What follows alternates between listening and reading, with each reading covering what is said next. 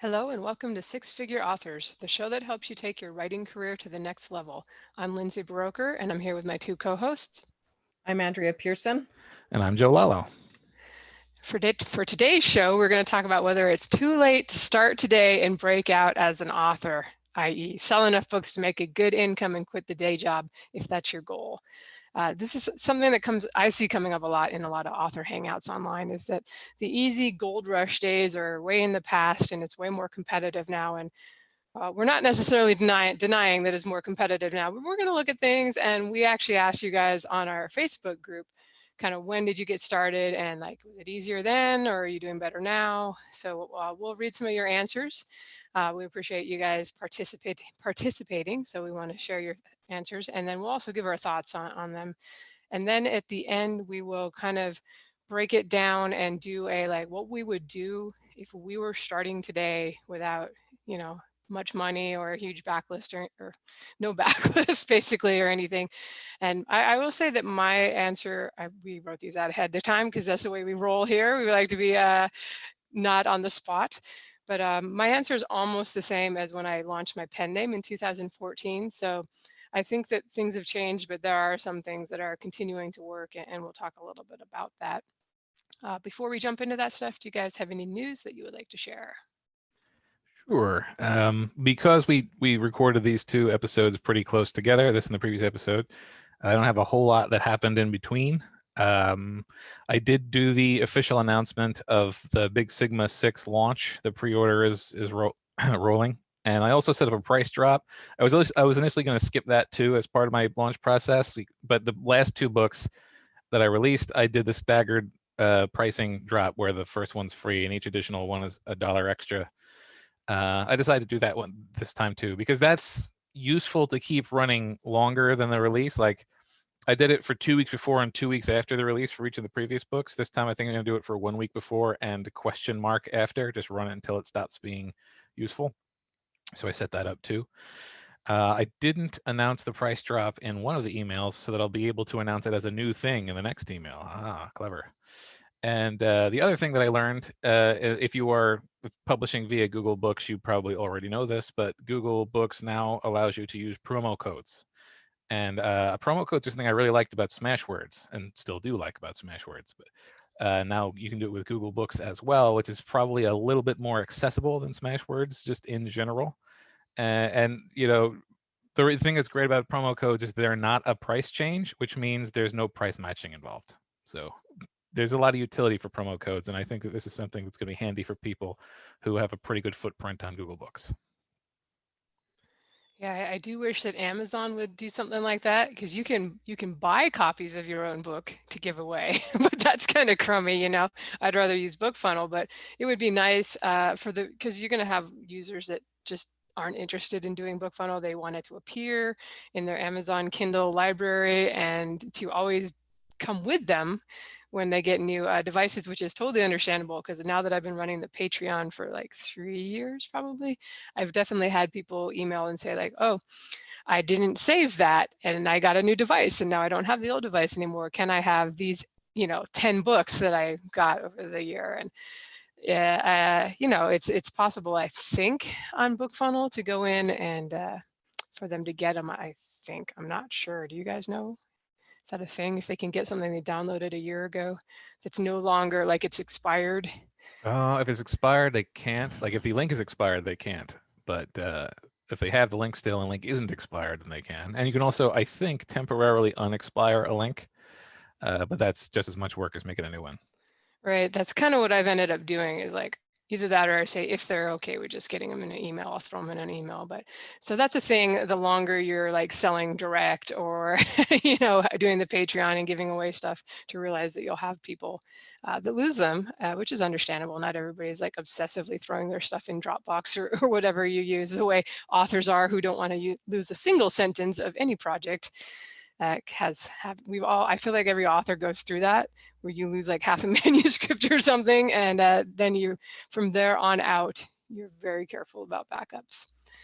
As far as my news, nothing too much here for me either. This is my 7th Death Before Dragons urban fantasy novel off to my editor, and she'll be starting on it soon. and I'm about 30,000 words into the next one. Uh, I'm doing a trilogy, one more trilogy, so I have two more. I think I've mentioned this last time, and then I'll be starting on the epic fantasy.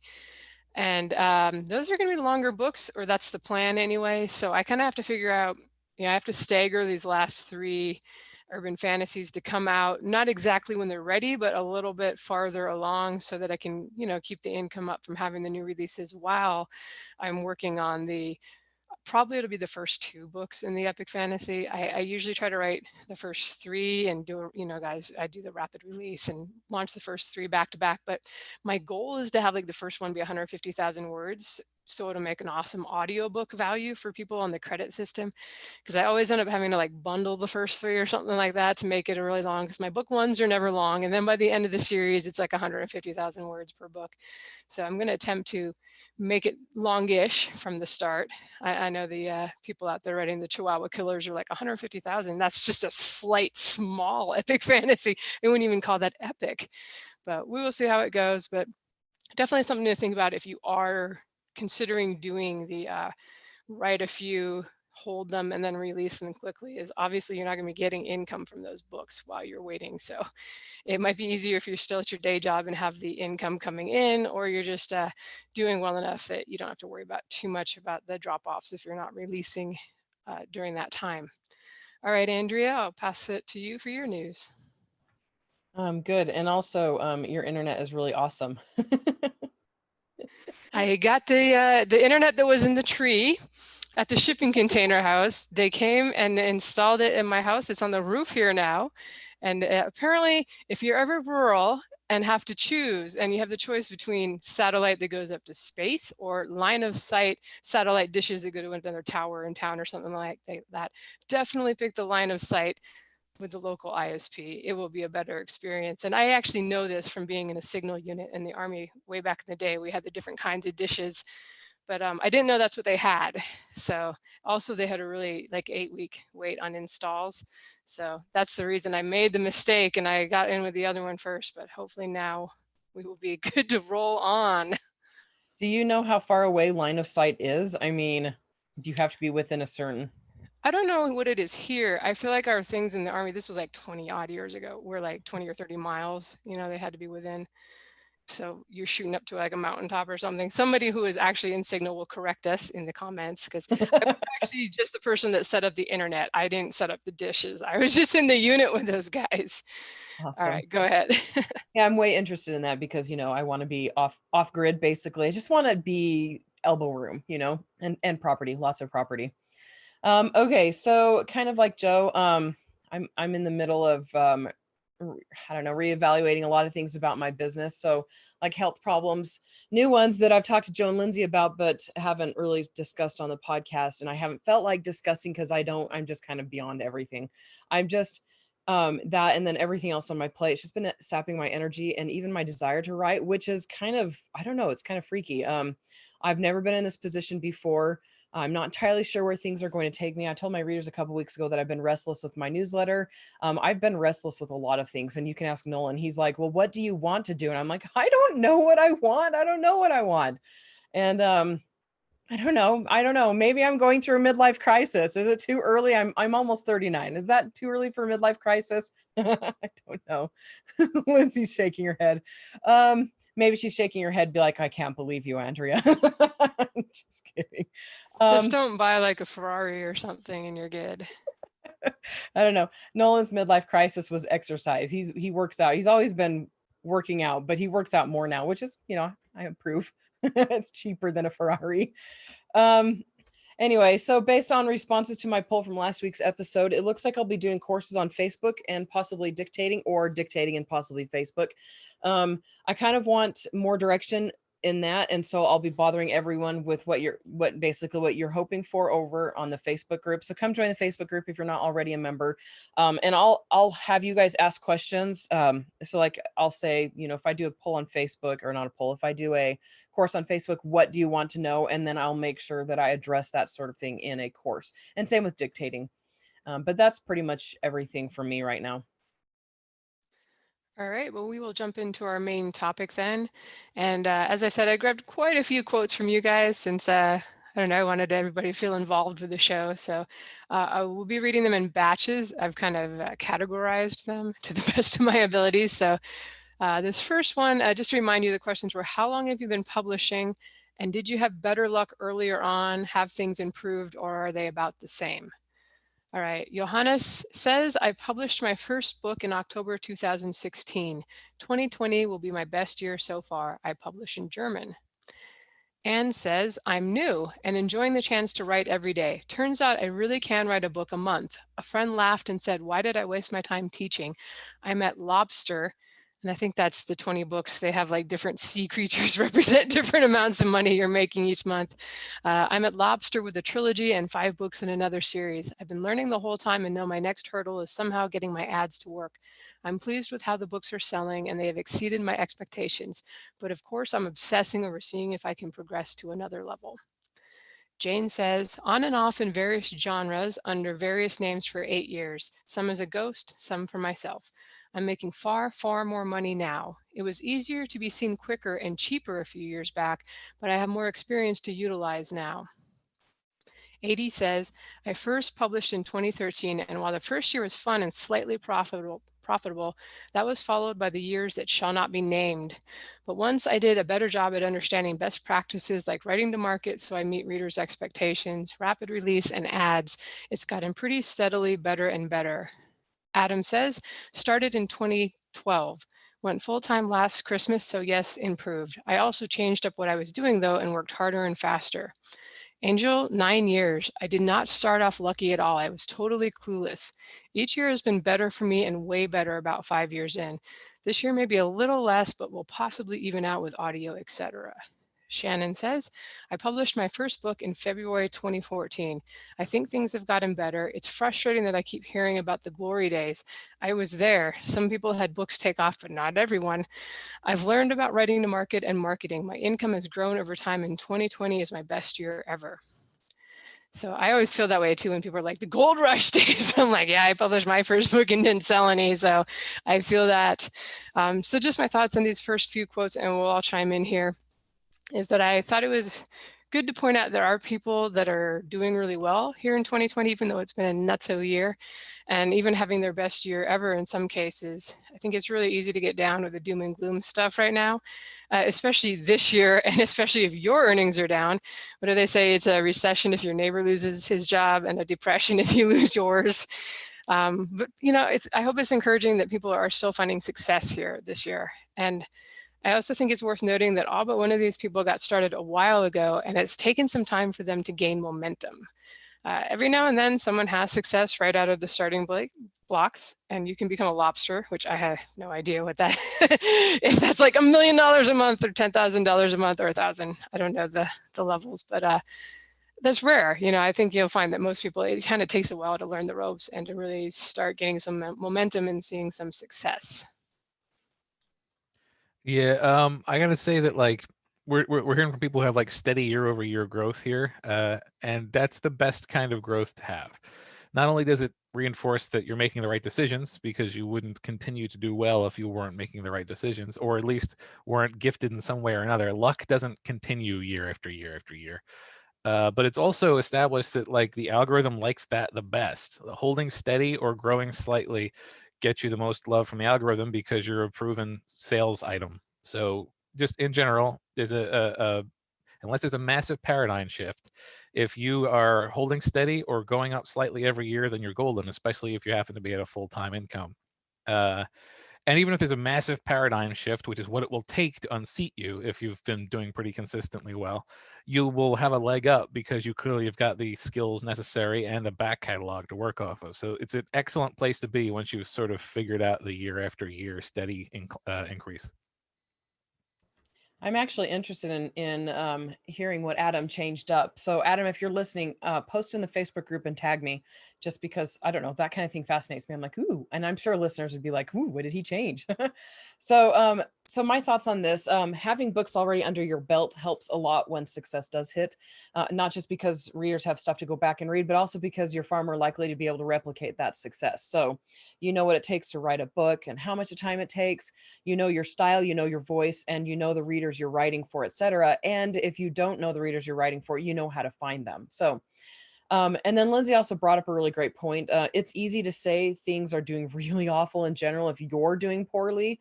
It's super easy to let your situation affect how you view things. But there is an up and down with everything. And some authors go down while others are going up. It's impossible for everybody to be going down at the same time. I mean, unless the world's dead and the internet doesn't work anymore and nobody has money. I mean, somebody's going to be going up somewhere. It's not fun, and sometimes it doesn't even seem fair, but if you've had successful days in the past, you've proven that you can have them, which means it's possible to go back. So don't let discouragement get you down in that regard. And sometimes spending a lot of time on like the Facebook author groups, or just even looking at your stats a lot on Amazon, like how many sales you're getting, can be like, it's great if things are going well. Like I'll check a lot when I'm have a new series I'm releasing, but then I think it's better maybe for your mental health to just focus on the next book you're working on, maybe take a break from the groups, especially if you are someone that gets frustrated by seeing other people's success when you're not having success, which is perfectly understandable. It's great if you can get motivated, but if things aren't working as well as you want, it can just be feel like they're rubbing it in your face when of course they're just trying to help and be motivating. So maybe take a break from all that stuff while you're working on the next project, especially if you're feeling your creative juices are being sapped because it's like, why aren't there more book sales on this book? This is my best book ever. That can be super frustrating. All right, so the second batch of quotes, I'm calling this the Life Happens batch. So I think a lot of you guys you're in the group, so some of these are you, but everybody, not everybody responded, of course. So I think there's a lot of people like this out there, though. Okay, first one, Meg, started in February 2011. It was so easy back then, haha. Best years 2014, 2015, 2016. I barely work now due to medical stuff, but my books still pull in a living wage with almost no advertising, so I can't complain.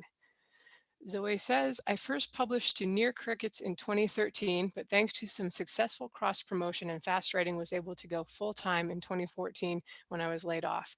I wasn't yet at full-time money, but I could see the past and had severance pay to bridge the gap. I've maintained full-time writing ever since. 2016 was my best year. The 4 since then have felt a bit like maintenance mode, but I feel very lucky to say that maintenance mode is possible. Matt says, I started in 2017 with 2018 being my best year. I am not full-time and my day job changed in 2019 and I have not put out a new title since. The ad space became a lot more competitive and my sales have dropped off. I'm clawing my way back now, but the last couple of years have been a big derail on the path toward my full-time goal. Celine says, I started in July 2015, published a couple of books, and then my life imploded and I had to abandon writing completely for the best part of 3 years. So by the time I published again in early 2019, it was basically like starting from scratch. Getting visibility was definitely way easier back in 2015. I was getting decent sales without doing any really effective marketing. I floundered around a bit, but had no idea what I was doing. These days, though, we have so many more tools, so I feel far more confident and empowered now than I did back then. And I feel like I have far more control over my sales than I did back then. So my thoughts on these guys are that some of them are not having as much success now as they did earlier in their careers, but it's because they've kind of had something happen, so they weren't able to put out books at all or as consistently as they were before. And I think this is really common. Like, this is not an anomaly, guys. It's actually the anomaly is probably the people that don't have anything major happen and aren't able to keep just putting books out on a regular schedule. So it's going to happen. You're going to get derailed, and sometimes everything will slow to a trickle if you're not able to keep up putting out books. Consistency is super helpful in building a career, so it is tough if you lose that. So the only advice I have here really is it's kind of good to plan for a possible future when you can't write as much as you like or as much as you do now, or maybe you don't want to write that much anymore, right? I'm kind of thinking not necessarily towards retirement, but towards the day where I'd slow down and maybe travel a little more when that's a thing we can do again, right? But you know, you want the freedom to do other things. So this is where it's good if you do get to the position where you're making extra money. Maybe you can start investing that money, especially if you haven't quit your day job yet. That's something I wish I had kept the income coming from my sort of day job for longer before I just was like, I was so excited that I had some sales that I really just doubled down on the author thing. I was like, I was determined to make it work. And I did. But if you think about it, if you're able to like have two incomes, it's really easy just to take that new income and like pay off all your debt, you know, maybe even buy your house if you live somewhere where that's feasible.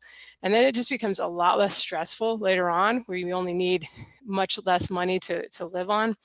Because you're in a good place, and you've been hopefully making some investments. So, you know, just it's like any other job. To think that you're going to get to the point where your books just pay all the bills and you don't have to write any more books is kind of not, it doesn't happen for many people, you know, unless you get some giant Hollywood deal and, you know, a whole bunch of things go right. Very few authors are ever going to be in that position. So it's really like any other job. You just have to be thinking X amount of money every month, pay myself first, put into a retirement account, you know, or whatever you want to get into, real estate, something that you can retire early if you want to, or just feel a little less pressure because you've gotten everything squared away when times were good.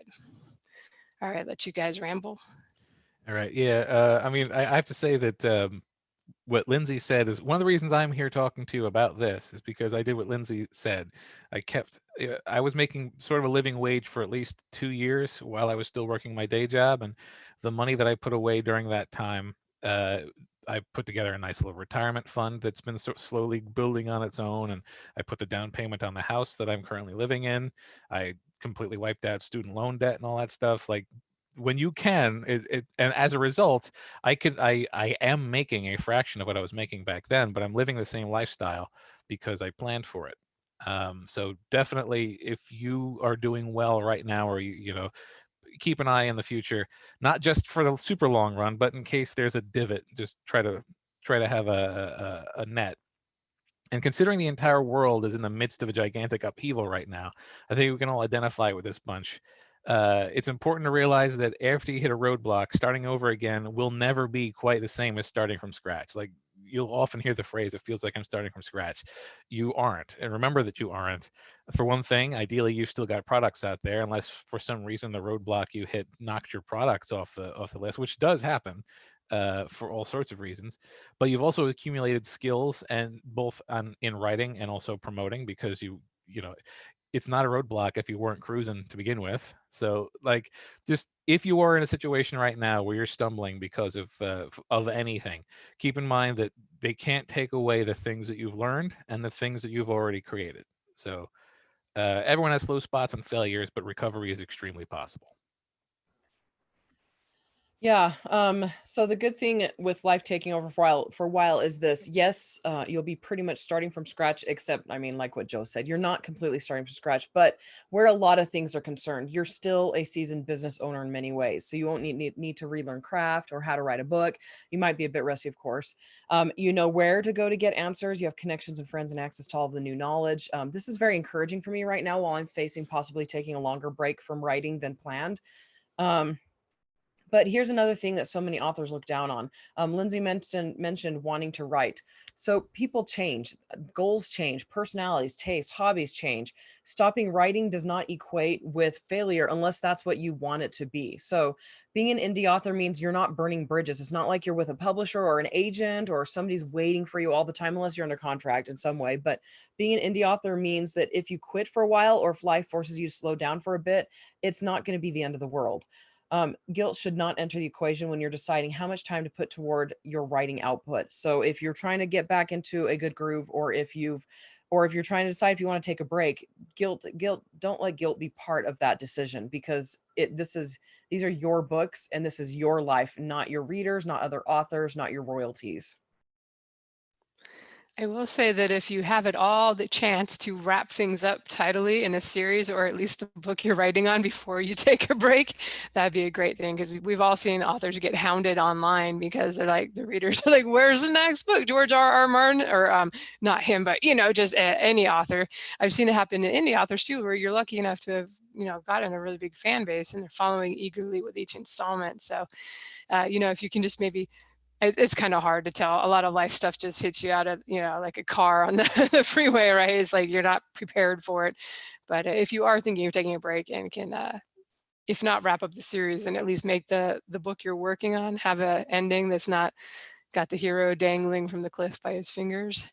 It will be easier on you. Otherwise, you feel this guilt because the readers are like all the time. I get that even when I release quickly. It's like, well, where's the next one? You left him in prison on the spaceship sailing away from his home. I'm like, yeah, but that was only 2 months ago, guys. All right, third batch. I'm calling this group the steady as she goes, or experimenting and innovating to hang in there. Kat says she's been publishing since 2020, first breakthrough in 2014 that allowed going full-time, then steady from there with the occasional bump of a breakout book and steady growth of translations and now audio. Piper says, my first release was 2015. I wasn't a fast writer, I'm still not, but I released 3 books a year until going full-time in 2019. My business has grown every year, including 2020, but I'm having to get more creative to maintain that growth rate, though I don't have clean data to back it up because I'm always changing my promos, etc. Gains don't seem to come as easily as they once did. I invest a lot of time in experimenting, both with my products and marketing, and maybe 20% of that will pay off and get wrapped into my core approach. Patty says, started in 2011, pretty much crickets. I started both my mainstay series in 2012, but everything I've done is about the slow burn. Like Joe, I write in different genres at the same time. My best years were 2016 and 2017, but since then I've done monumentally stupid things like rapid release things into KU, spurred on by some people who shall remain unnamed. I think she's talking about me, guys. I don't know. Anyway, after that disaster, I discovered audio and this has saved my butt. Meg says, I published first in July 14 with 0 clue and no success. Got my manure together and restarted in early 2017. This coincided with childbearing and rearing years, so I did take a maternity year out since and had some health issues to address. That being said, managed to get to 6 figures writing and publishing 3 epic fantasies a year. It's definitely getting harder, but still doable. Multiple income streams are a must for stability, I find. So with this batch, I think the guys, the ladies and guys, the people who are doing, able to continue and have a career for years and years in this field are evolving and finding other ways to market and other sources of income, like the translations and the audiobooks. And thus they're able to make it work, even if it does seem like, or it maybe it not seem like, but it is getting harder and more competitive. So I think when you see people around today who were around 5 or 10 years ago and they're still selling decently, you'll see that they've been willing to change with the times and have accepted that what worked yesterday may not continue to work today. But the encouraging thing I think is there'll always be something new tomorrow. And if you're paying attention and ready to take advantage of it, you may be the person that jumps in there and they're able to find success from this new thing.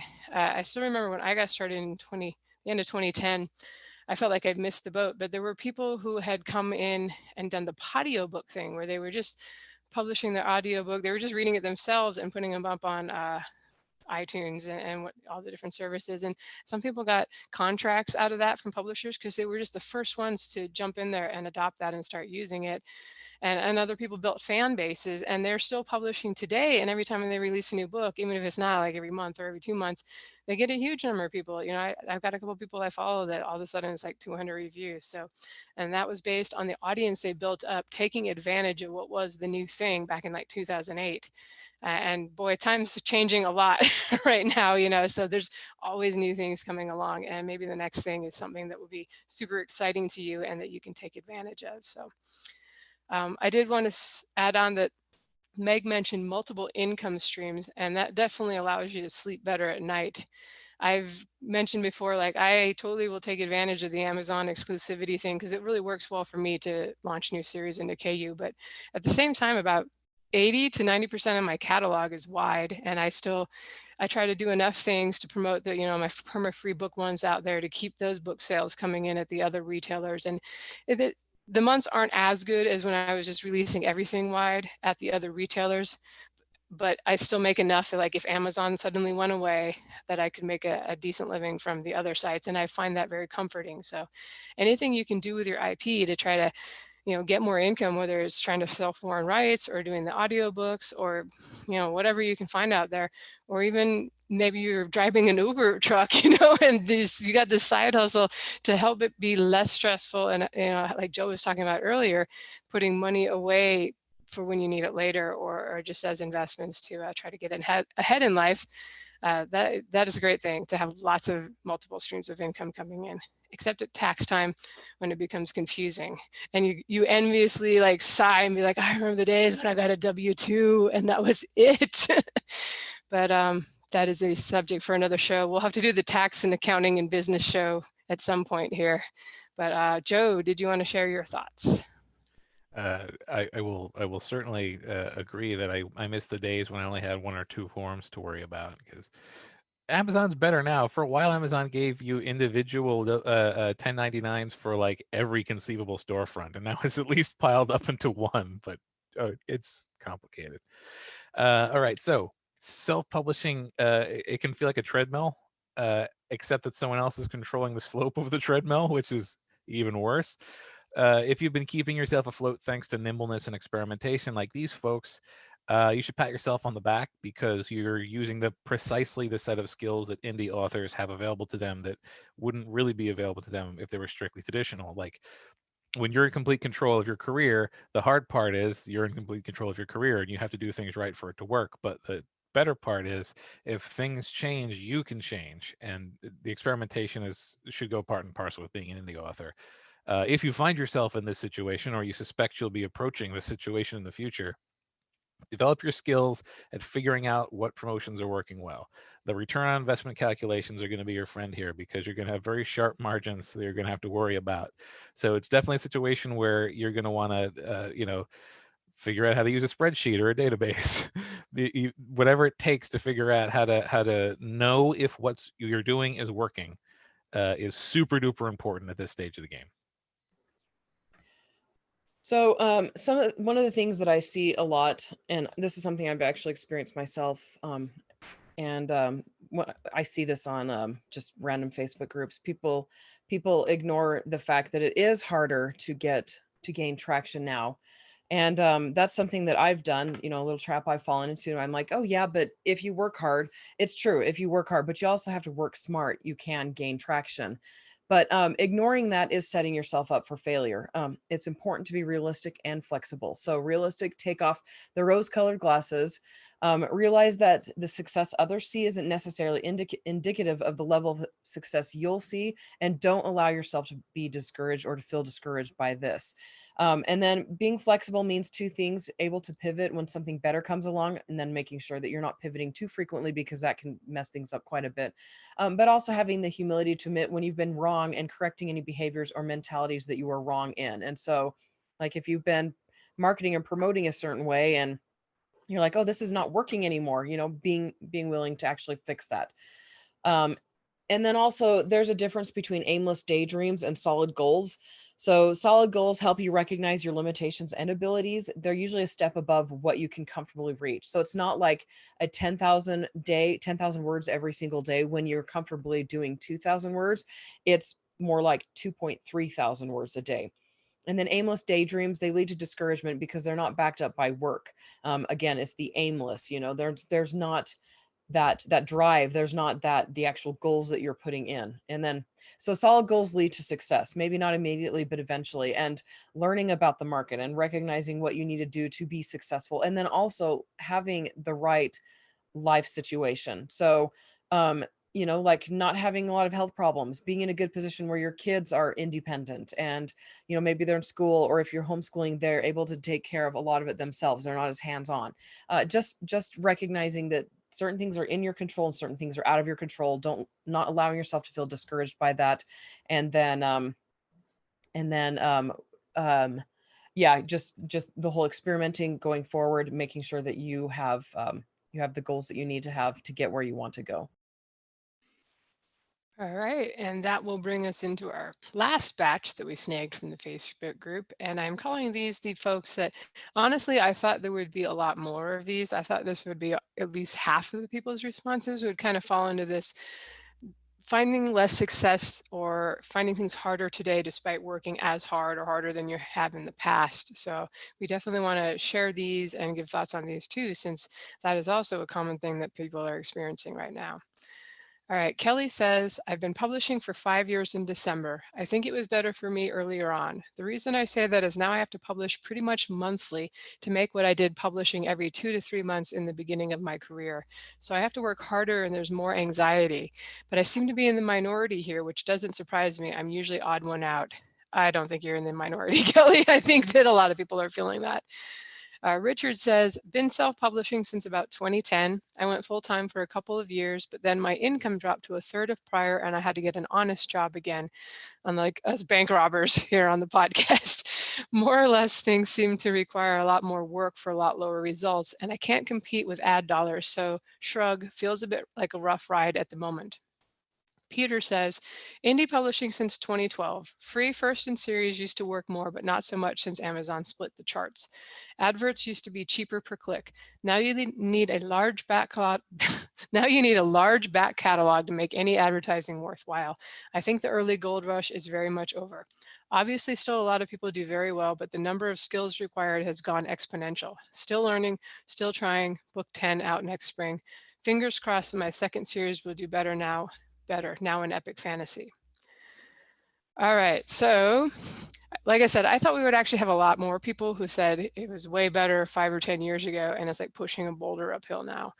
I see, it just seems like I get this sense, I see this a lot out in the author community, that there's this pervasive feeling that you have to write more and more to earn less and less. You have to spend more and more on advertising and profit less and less. And I'm sure that many people are finding that true. But I also think that at least some of the people you see who are writing a lot are doing so because they're being handsomely rewarded for being that prolific, or they've just gone full time and gotten efficient and write books pretty quickly. So why wouldn't you write a lot? Possibly I'm talking about myself in that camp. I think being willing to adapt and innovate, which means paying attention to what's working for people, at least that as much as they're willing to share, or that you can see from watching them, is going to continue to be super important. And that kind of ties in with what I was talking about before.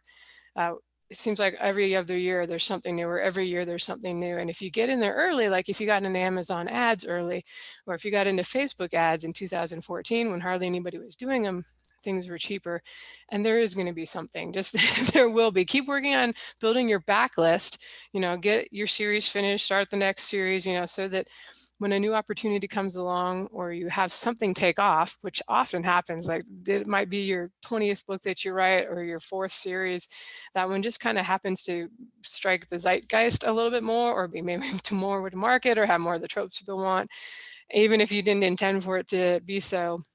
And if you have that backlist when something takes off, assuming people enjoy the book that took off, they're going to go back and read your other books. And it's actually better if you have that success later on than if you have it like with your first or second book, because there's nowhere for them to go after they read. They've read your book and then you're still working on your next one, and they'll probably forget about you by the time that comes out. So, it's tough. It is a tough time. Be ready to jump on the next thing that could help, could be useful. And like I said, keep working on your backlist. Realize that I don't think that you have to write a book a month to make it.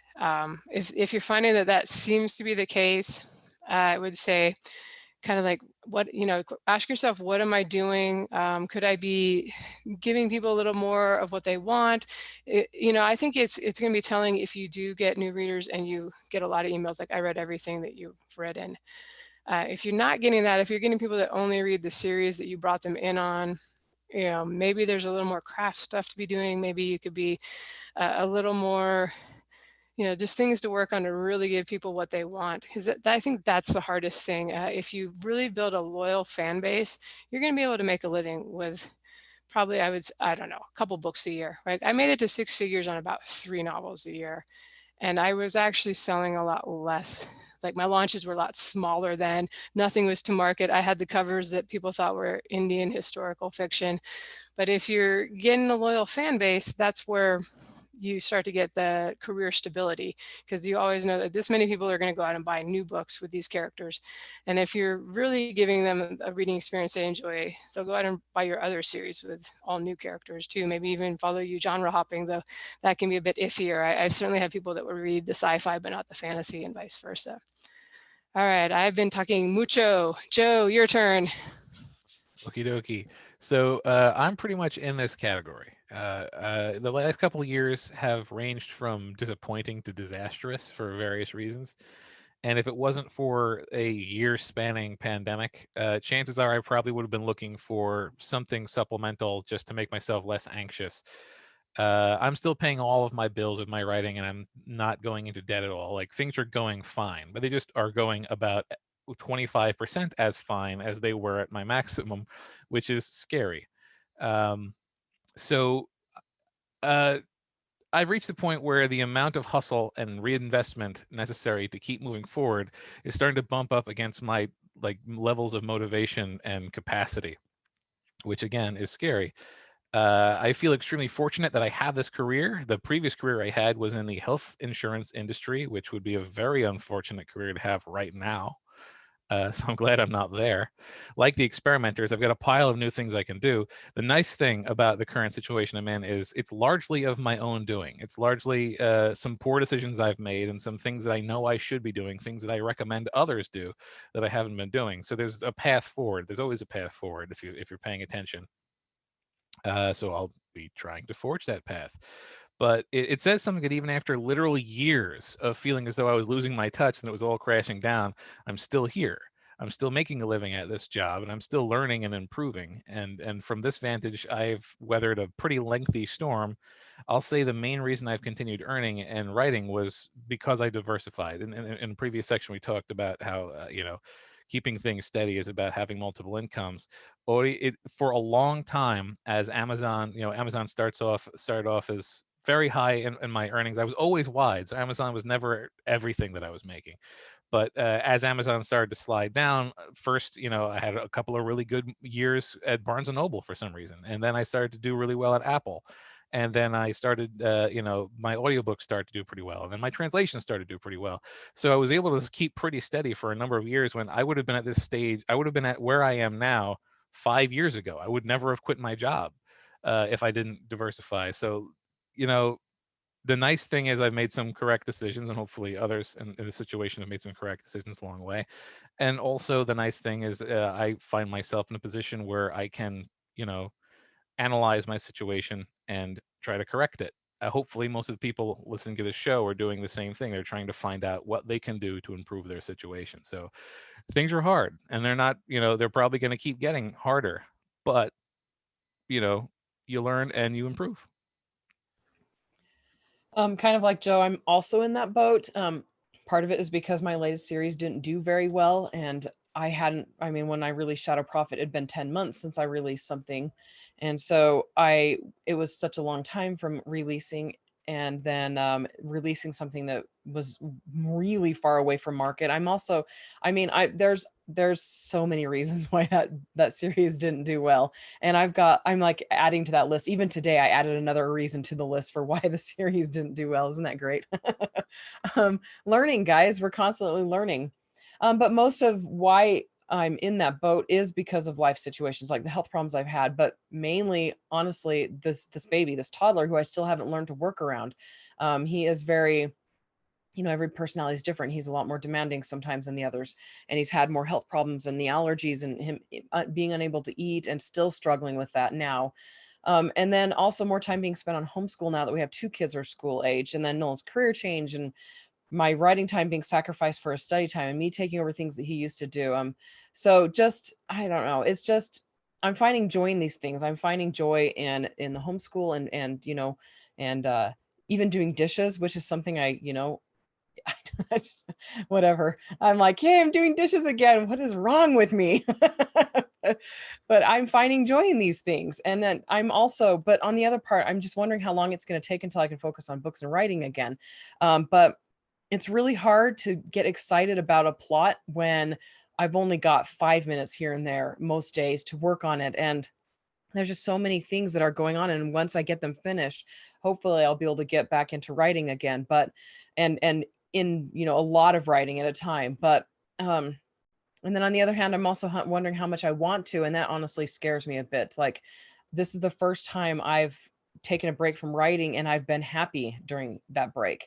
And that makes me nervous. Like, does that mean that I'm never going to want to write again? I don't know. I mean, I don't think I'm burned out. I just think I'm in a different season of life right now, honestly.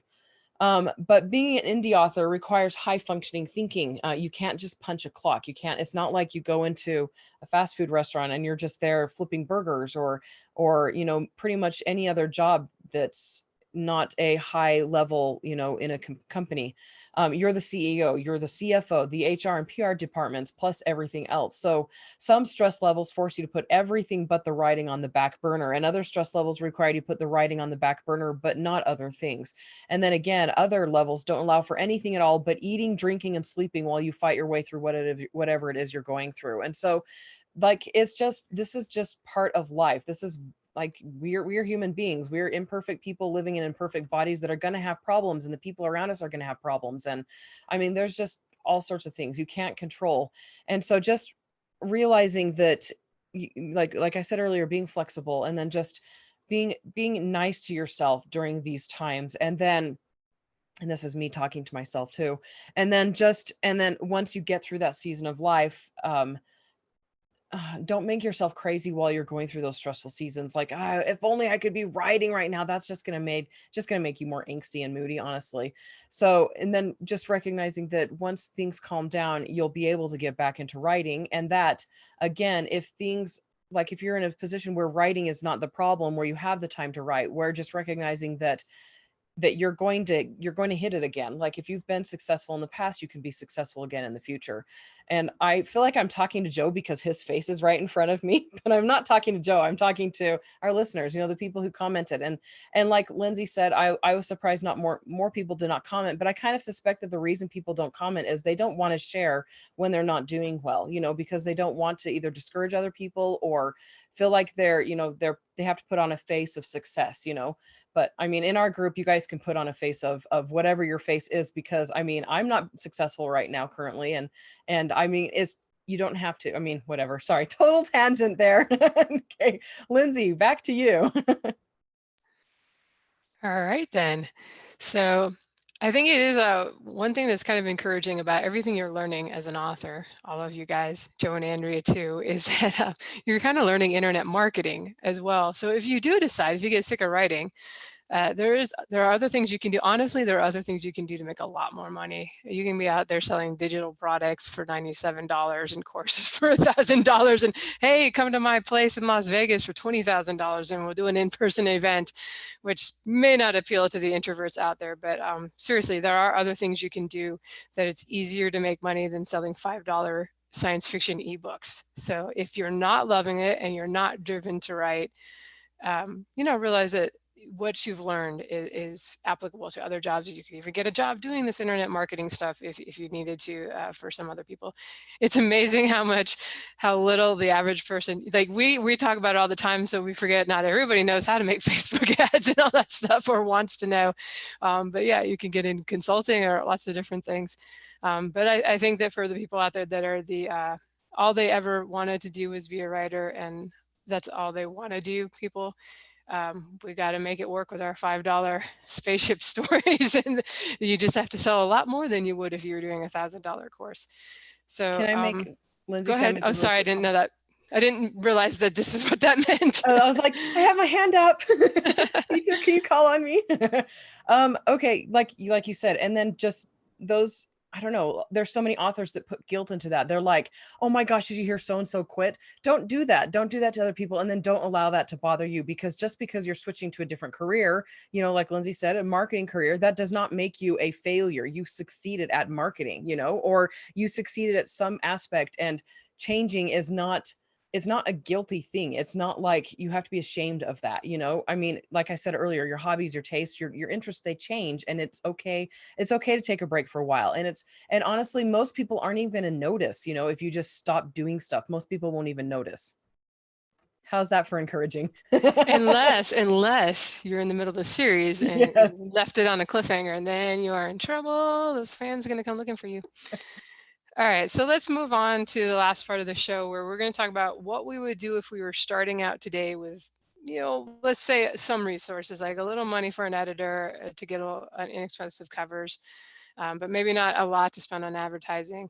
And I wrote out bullet points, so I'm basically just going to read this so I don't leave anything out.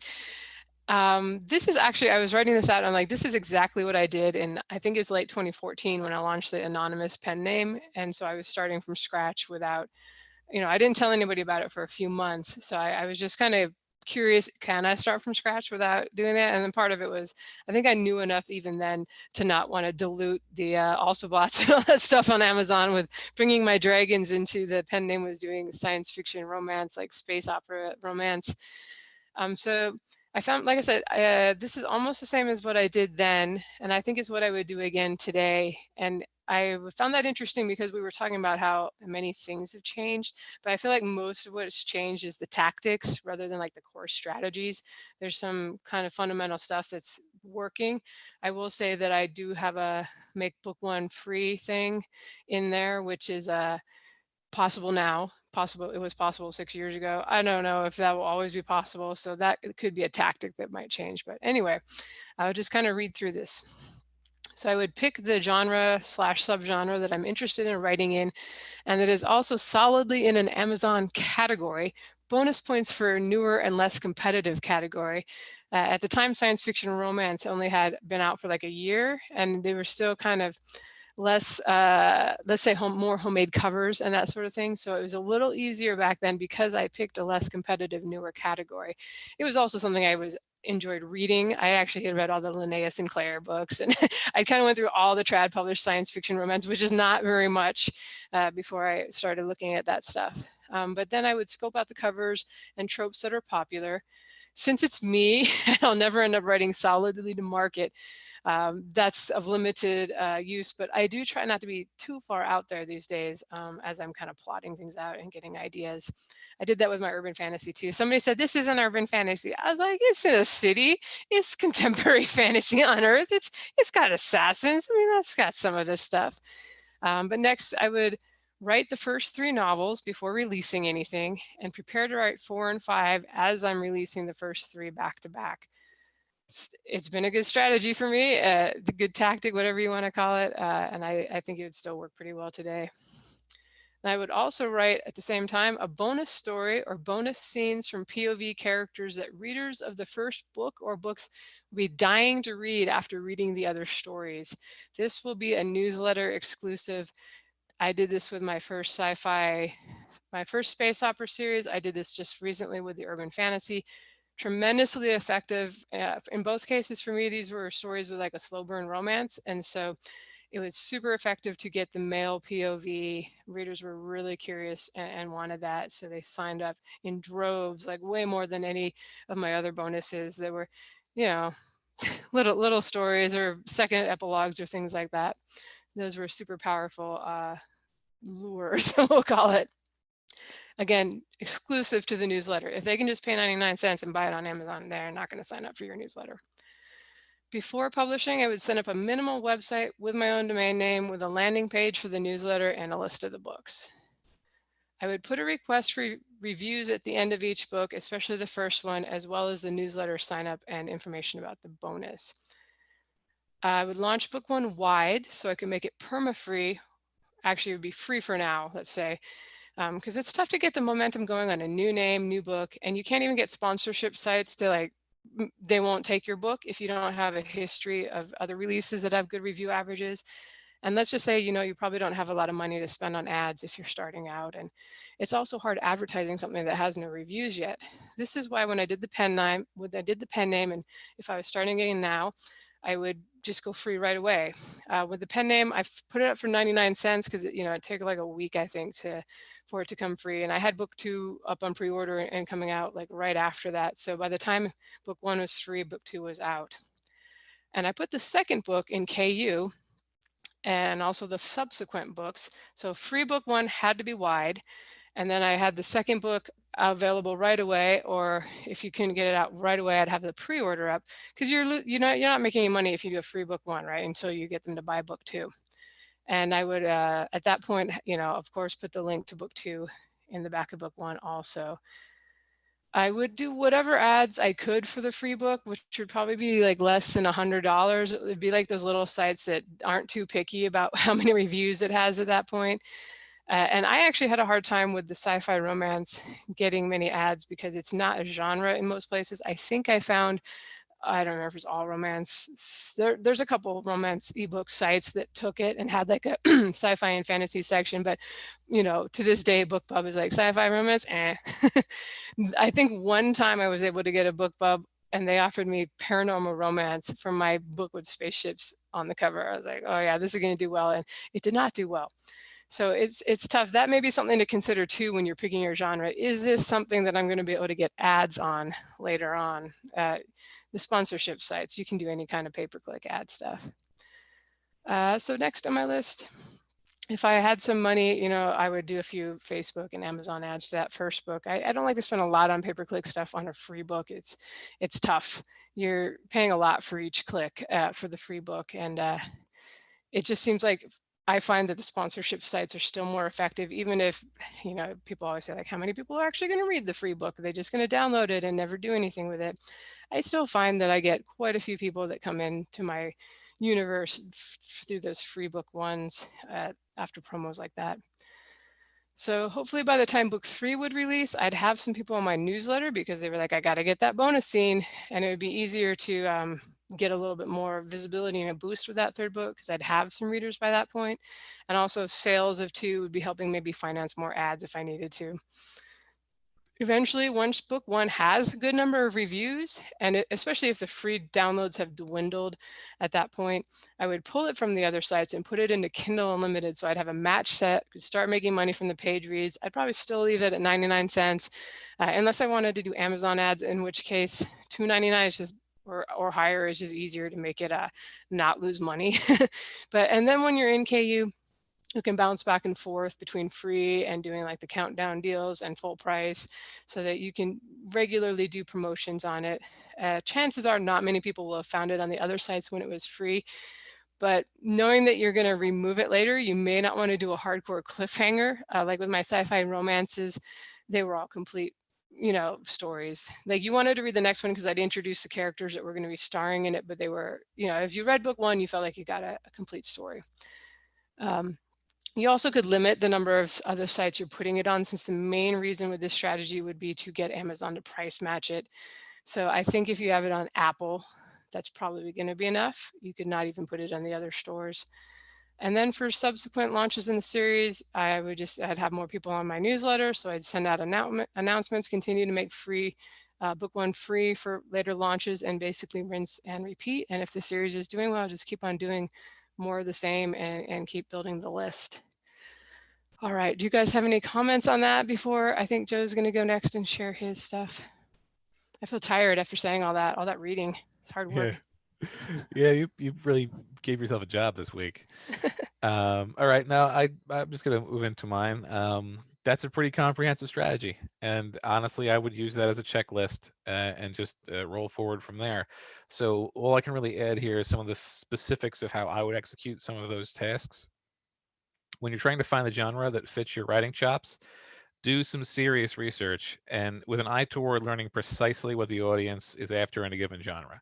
I've spoken in the past how the only time I really tried, well, one of only 2 times I really tried to write to market, I shot for steampunk, which was having a weird moment when I decided to do that.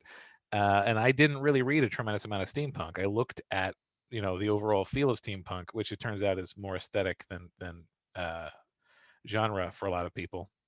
And I missed half of the tropes. I missed some really key tropes. So the series has done well, but it probably would have done a lot better if I hadn't made that mistake. Also, I would say read books in at least 2 different series in a given genre. The other time I tried to write to market, it was urban fantasy.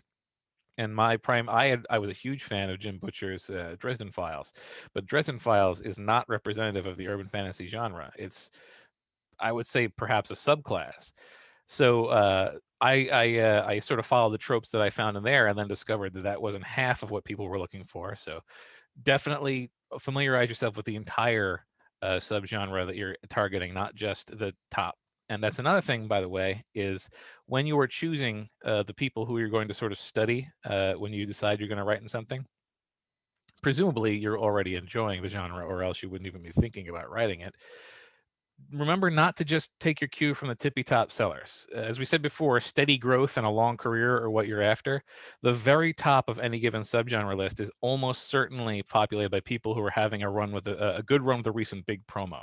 That's not to say that they're necessarily, having long-term success. They might not be having any success. They just bought, they got a book pub and now they shot up to the top.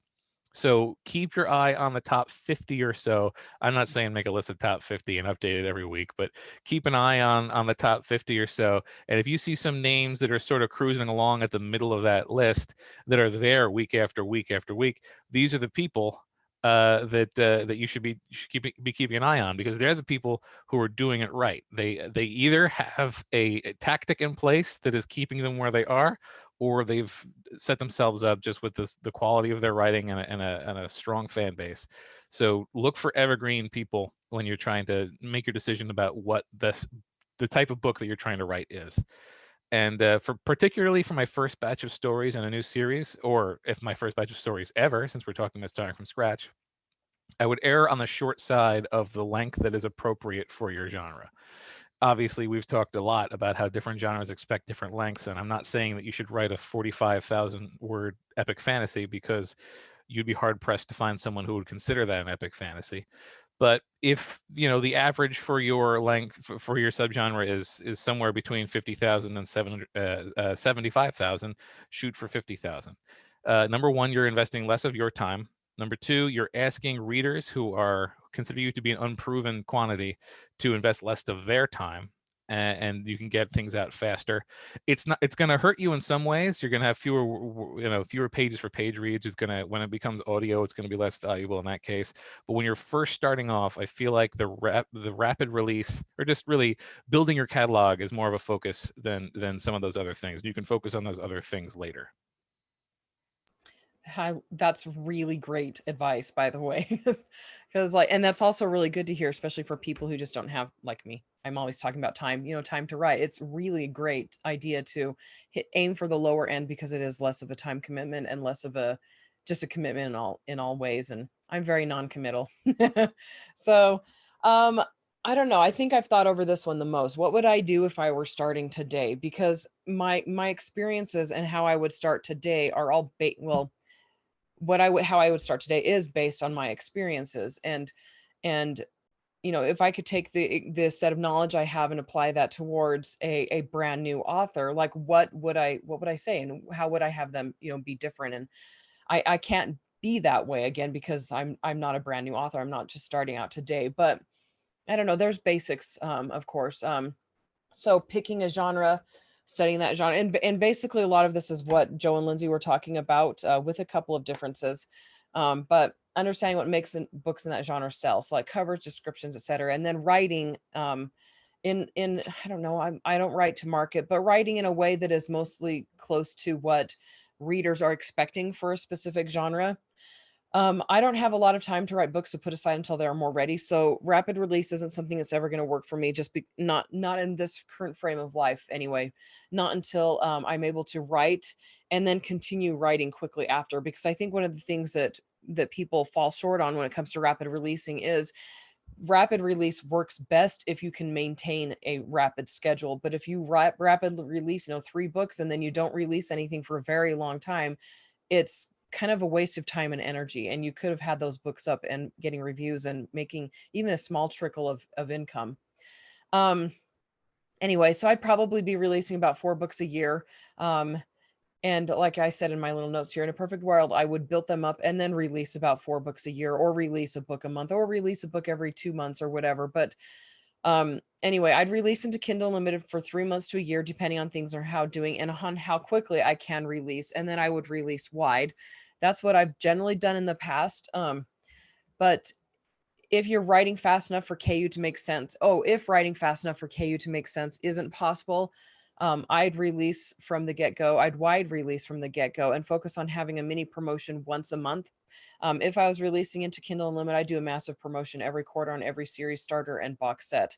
So Kindle Unlimited works really, really good for people who are able to maintain a fairly decent and consistent release schedule. If you can't do that, then releasing wide is sometimes the best way to go, because the other retailers take time to build up anyway. And if you can't take advantage of page reads, because Kindle does favor newer releases, then you might as well be building up your audience wide.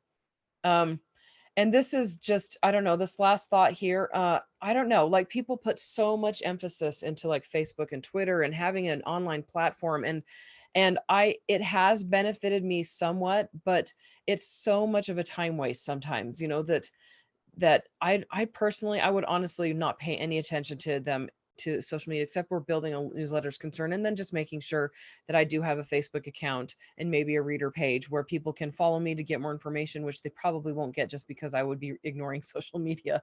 But Facebook most days is the bane of my existence, any sort of social media. And that's kind of funny because I am an extrovert, but I really don't like hanging out online. And most of the time, especially lately, it's just this cesspool of anger and fighting. And I mean, it's such a waste of time. So I don't know.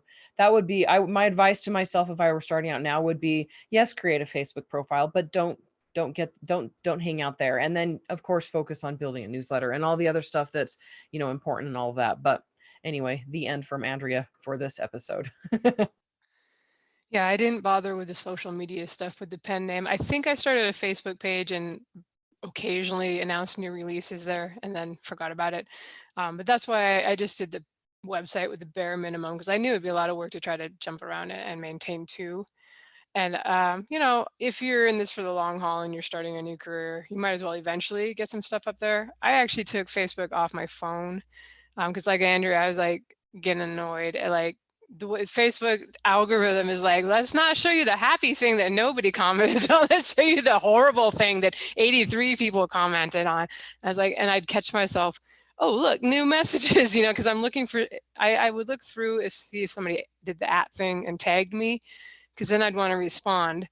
And you just end up clicking stuff for no reason. And I took it off and I was like, actually, I didn't even take it off my phone. I just moved it to like page 5. And now I forget about it completely because it's not there. Oh, you've got new messages to check. But I still go in and do the author page. Almost every day, probably like 5 days a week, I put something up there. It's easier when you're writing a lot and you can share snippets and have stuff to always give to people to come up with stuff to post on there. I like my pen name is too much work to do it for both. So I found that it wasn't necessary. And I will say that even though I outlined a strategy for going into KU, you can certainly go wide. The perma-free book one is really set up well to work on the other sites wide. And I think I just decided that with the pen name, I was making more work for myself, so I'd keep it simple and just deal with uploading stuff on Amazon and not have to worry about the other stuff. And then the countdown deals are a little easier than going in and manually adjusting the prices on the other side. So, and it was profitable. The pen name, I think, ended up making about 10,000 in the first 2 months. So could I still do it today? Probably not in that same subgenre. I'd probably have to go find something else that was like similar to that. The Amazon's always adding new subgenres. I mean, not a lot of the time, but you'll see them pop up from now and then, like in the categories that you follow. And it's, they're not necessarily going to be super popular, but in the case of sci-fi romance, I think there were a lot of people like me who were underserved by traditional publishing, had read all the books there were, which weren't that many, because traditional publishing was like, nope, that genre is not profitable. We're not even going to waste our time with that. So that's why I was able to do that. It probably would have been harder if I decided to jump into epic fantasy, where there are traditional publishing is serving that well. Readers are maybe not quite as voracious as the romance readers. So, I don't mean to say that, oh, just do these things and it's automatically going to work for you. But that is what I would do if I was starting again today. And I will say that with the rapid releasing, the first 3 books, it does, like Andrew said, depend on how fast you can write. Like if you write the first 3 and it's going to be a year before you get anything else out, yeah, I think that's probably not going to be that super helpful. If you write the first 3 and then it's 3 months until the next one and then 6 months till the one after that, I think that's going to be fine.